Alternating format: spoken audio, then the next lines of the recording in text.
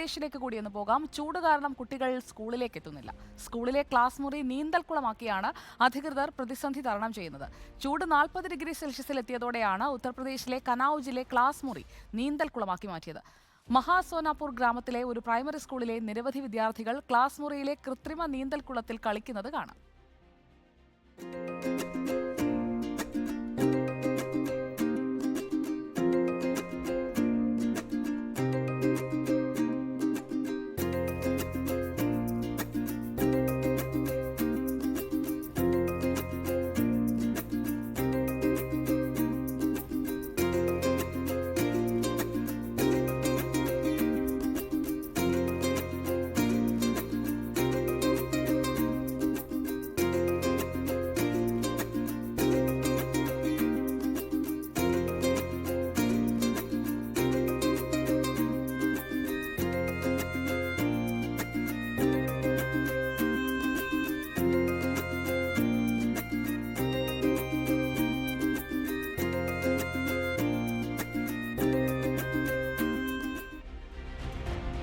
അപ്പോൾ പ്രിയപ്പെട്ട പ്രേക്ഷകരെ, ഇങ്ങനെയുള്ള വെറൈറ്റി ഐഡിയകളൊക്കെ നിങ്ങളും വീട്ടിലും നാട്ടിലുമൊക്കെ ചൂട് കൂടുമ്പോൾ പ്രയോഗിച്ചെങ്കിൽ അത് ഞങ്ങളുമായി പങ്കുവയ്ക്കാം. നമ്മൾ തുടരുന്നു നമ്മുടെ